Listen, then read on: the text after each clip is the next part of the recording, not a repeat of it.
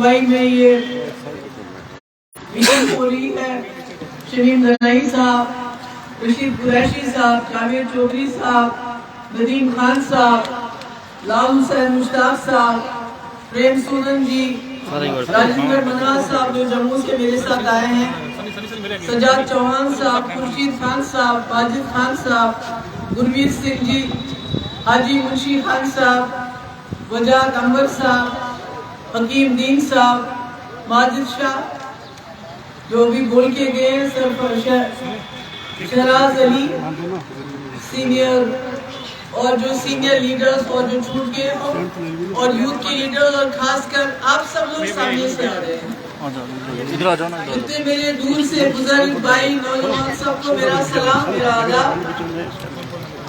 مفتی صاحب کو راجوری پونچھ بہت پیارا تھا اور آج مجھے آپ لوگوں کی چہروں پہ مایوسی نظر آ رہی ہے، مجھے بہت تکلیف ہو رہی ہے، یقین مانیے آپ لوگ مایوس لگ رہے ہیں، خاموش لگ رہے ہیں، لگتا ہے کہ بہت بڑا بوجھ آپ کے کاندھوں پہ ہے، مشکل میں لگ رہے ہیں۔ تو میرے پاس ایسے کوئی الفاظ نہیں ہے جو کہہ کے میں آپ کے دل کا یہ جو تکلیف ہے، جو درد ہے، اس کو کم کر سکوں، پر اتنا ضرور کہوں گی، اللہ تعالیٰ فرماتے ہیں کہ جو امید کا دامن چھوڑتا ہے، نا امیدی کفر ہے، اس سے نا امید نہیں ہونا چاہیے، یہ وقت بھی نہیں رہے گا، رات چاہے کتنی لمبی ہو اس کو گزرنا ہوتا ہے، صبح کا سورج آ جاتا ہے، اس لیے مایوسی چھوڑ دیجیے۔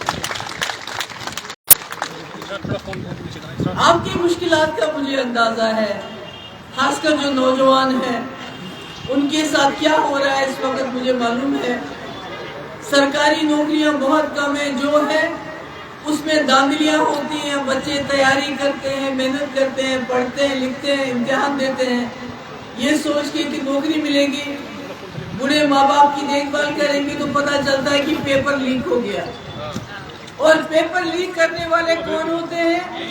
وہ کمپنی جو بلیک لسٹ کی گئی ہے باہر پر، پھر بھی اسی کو ٹھیکہ دیتے ہیں۔ کہیں نہ کہیں ہمیں لگتا ہے کچھ چیزیں جان بوجھ کے کی جاتی ہیں، یہ کوئی ایسے ویسے نہیں ہوتا ہے، جان بوجھ کے کی جاتی ہے۔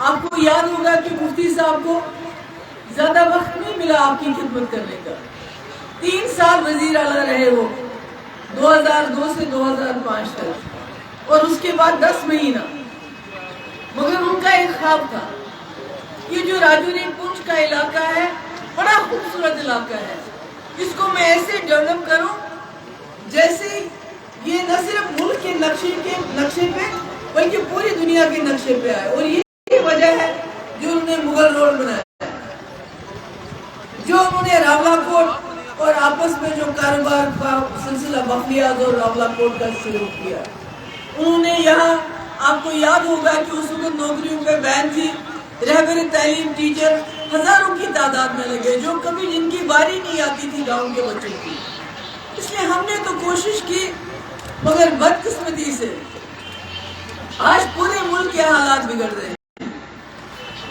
جس وقت ہمارا 370 توڑا گیا، اس وقت آئین کو ایک طرف رکھ کے ہمارا 370 ختم کیا گیا، اور بدقسمتی کے سے جو ملک کے تمام پارٹیاں تھی وہ دیکھتی رہ گئی، کسی نے اف نہیں کی، کسی نے کہا بہت اچھا کیا، کسی نے کہا برا ہوا، مگر اب کیا کریں؟ اور جب جموں کشمیر کو جیل میں تبدیل کیا گیا، وہاں کے لیڈروں کو جیل میں بند کیا گیا، تو پھر سے ملک میں جو لیڈرشپ تھی انہوں نے آواز نہیں اٹھائی، دبے دبے لفظوں میں کہا کہ ایسا نہیں ہونا چاہیے تھا۔ آج میں بار بار کہتی ہوں کہ جموں کشمیر کو لیبارٹری بنایا گیا ہے، ایک تجربہ گاہ بنایا گیا ہے، جہاں پہلے تجربہ کیا جاتا ہے پھر وہی تجربہ ملک میں دہرایا جاتا ہے۔ آج 2019 جب ہم لوگوں کو قید کیا گیا تھا، جیل میں ڈالا گیا تھا، آج پورے ملک میں اپوزیشن کے لیڈروں کو جیل میں ڈال رہے ہیں۔ آج کون کون بات کرے گا؟ آج وہاں بھی آئین کی دھجیاں اڑائی جاتی ہیں، جمہوریت کا گلا گھونٹا جاتا ہے، اور آج آپ سب اپوزیشن کے لیڈر کو سمجھ آ گیا کہ 2019 میں جموں کشمیر کے لوگوں کے ساتھ کیا ہوا تھا، کتنا بڑا کانڈ ہوا تھا، اور 2019 میں بھوچال آیا جموں کشمیر میں، اور وہ بھوچال اب تک نہیں رکا، الگ الگ شکلوں میں آتا ہے۔ کبھی اینٹی انکروچمنٹ ڈرائیو، غریبوں کے گھر اجاڑ دیے جاتے ہیں۔ ہمیں معلوم نہیں کہ کتنی دیر کے لیے ہم نے یہ جو خونی پنجہ ہے پیلے رنگ کا، اس کو کب تک ہم نے بند کیا، مگر ان کے ذہن میں یہ سوال ہے کہ جموں کشمیر واحد ایسی ریاست ہے جہاں غریب سے غریب آدمی کے پاس بھی سر پہ اپنی چھت ہے، کیونکہ ہمارے ملک میں اتنی غربت ہے، وہاں لوگ سڑکوں پہ سوتے ہیں، ریلوے اسٹیشن پہ سوتے ہیں، پل کے نیچے سوتے ہیں، مگر جموں کشمیر واحد ایسی جگہ ہے جہاں لوگوں کے سر پہ چھت ہے، کہ وہ چھت بھی توڑنا چاہتے ہیں، کہتے ہیں ناجائز ہے۔ ایک طرف سے ہمارے ٹرائبلز کو کہتے ہیں آپ کو جنگل میں حقوق دیں گے، جنگلات کے حقوق دیں گے، دوسری طرف سے کہتے ہیں نہیں، آپ نے جنگل پہ قبضہ کیا ہے، اس کو اڑا دو۔ اب جس کے پاس گھر ہے اس کو کہتے ہیں تم کو پراپرٹی ٹیکس لگائیں گے، بجلی کی فیس بڑھائیں گے، کیا کرے گا غریب؟ جس کے پاس کھانے کے لالے پڑے ہیں وہ کہاں سے لائے گا پراپرٹی ٹیکس؟ وہ کہاں سے لائے گا دگنا بجلی کا فیس؟ کہاں سے لائے گا؟ مقصد کیا ہے ان کا؟ مقصد یہ ہے کہ جموں کشمیر کے لوگوں کی کمر توڑ دو، چاہے وہ ہندو ہو چاہے مسلمان ہو۔ جب ابھی لاٹھی چارج ہوا نوجوانوں پہ تو وہاں تو نہیں بولا پولیس والے نے تم مسلمان ہو تم کو ڈنڈا ماروں گا، تم ہندو ہو تم کو نہیں ماروں گا، وہاں تو سبھی کو مارا، سبھی کو اندر کر دیا، سبھی کے پیٹ میں نقل ہوئی، آج سب بے روزگار ہیں، بیکار ہے۔ ابھی ہمارے یہاں گورنر صاحب یو پی کے ایڈوائزر باہر کے، جموں میں بی جے پی بولتی ہے ووٹ دو جموں کا چیف منسٹر دیں گے، ارے جموں کا گورنر کیوں نہیں بناتے ہو؟ میں اپنے ہندو بھائیوں سے پوچھنا چاہتی ہوں، اگر یہاں کوئی ہے کہ اگر بی جے پی چاہے تو ہندو گورنر جموں سے کیوں نہیں بناتی ہے؟ ہمارے جموں کے جو ملازم ہیں، جو افسر ہیں، جو ایس پی ہیں، وہ کیوں نہیں ہے اس وقت آگے میدان میں؟ باہر سے کیوں سب لوگوں کو لایا گیا ہے؟ وہ اس لیے لایا گیا ہے وہ آپ کی تکلیف نہیں سمجھ سکتے، وہ آپ کا درد نہیں سمجھ سکتے۔ مفتی صاحب کا خواب تھا کہ جموں کشمیر میں امن بحال کرو، جموں کشمیر میں بندوق کا راج ختم کرو، جموں کشمیر میں تمام راستے کھول دو، جموں کشمیر میں پیر پنچال ہو، اس کو اپنا ہی ڈیولپمنٹ دوں جیسے ہم نے لداخ میں چلایا، جیسے ان کو، تاکہ یہ اپنے مسئلے لے کے ان کو جموں نہ جانا پڑے، سری نگر نہ جانا پڑے، بلکہ یہاں ہی ان کے کام ہو جائے۔ یہ سیلف رول کا ایک حصہ تھا، مگر انہوں نے سب برباد کر دیا، یہ سوچ کے کہ ہم جموں کشمیر میں تباہی کریں گے، ملک میں ووٹ ملیں گے۔ مگر میں آج اس ملک کی تمام جماعتوں سے کہنا چاہتی ہوں، ابھی بھی جاؤ، جو شروعات جموں کشمیر میں ہوئی اب وہ آپ کے گلے تک پہنچ گئی۔ آپ اس وقت خاموش رہے، مگر ہم خاموش نہیں رہیں گے، ہم اپنے لیے بھی لڑیں گے اور آپ کے لیے بھی لڑیں گے، یہ ہم کہنا چاہتے ہیں آپ کے ساتھ۔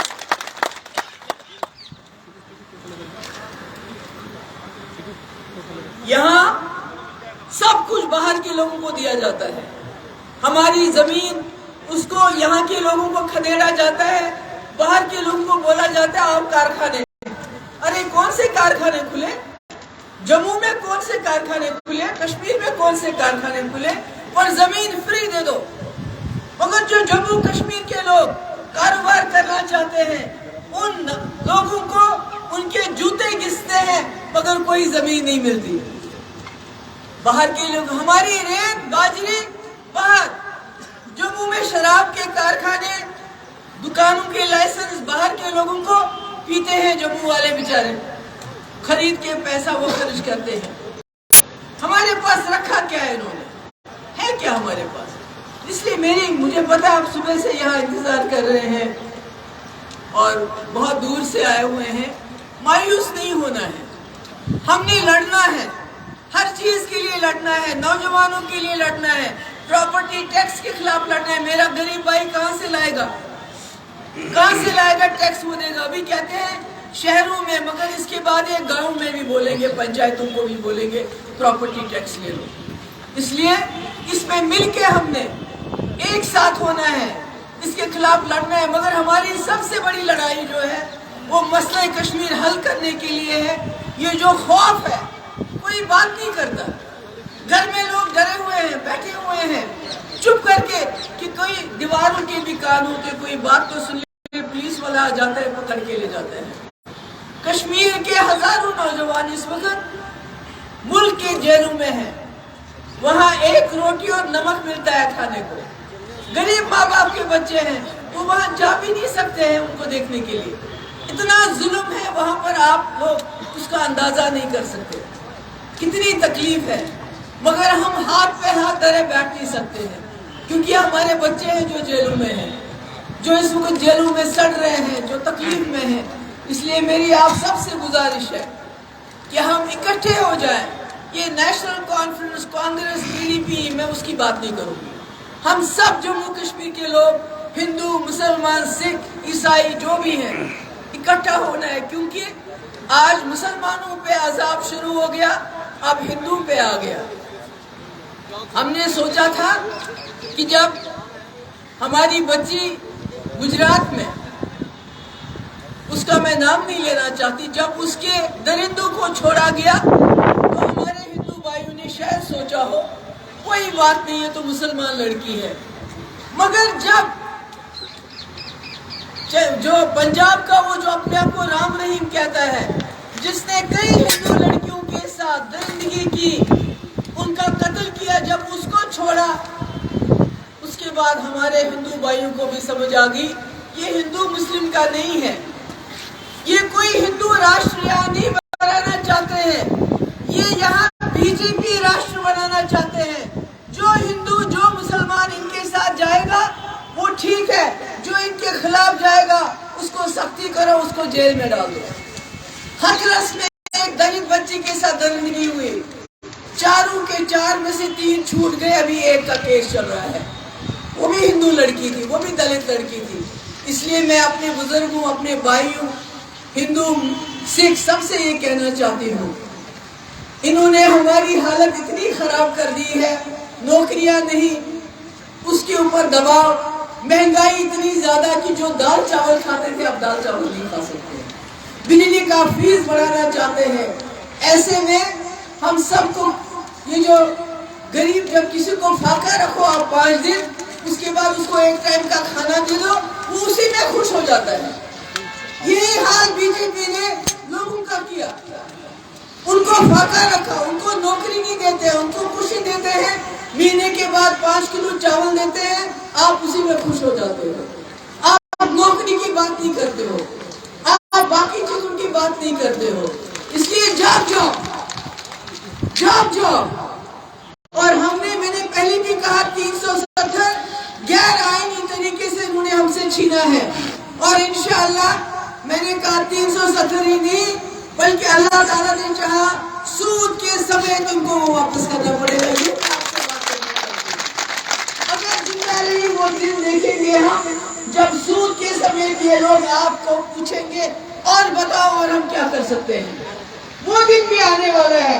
اس لیے مایوسی نہیں، آپ کے چہروں پہ مایوسی اچھی نہیں۔ آپ پنجاب، یہاں کچھ کے لوگوں بڑے جو ہے بہت ہی آپ ہمت والے، حوصلے والے۔ میں جب کشمیر میں بہت اداس ہوتی تھی تو میں پنچ آتی تھی، یہاں جلسہ کرتی تھی، اور یہاں سے میں ایک دم روش بن کے چلی جاتی تھی۔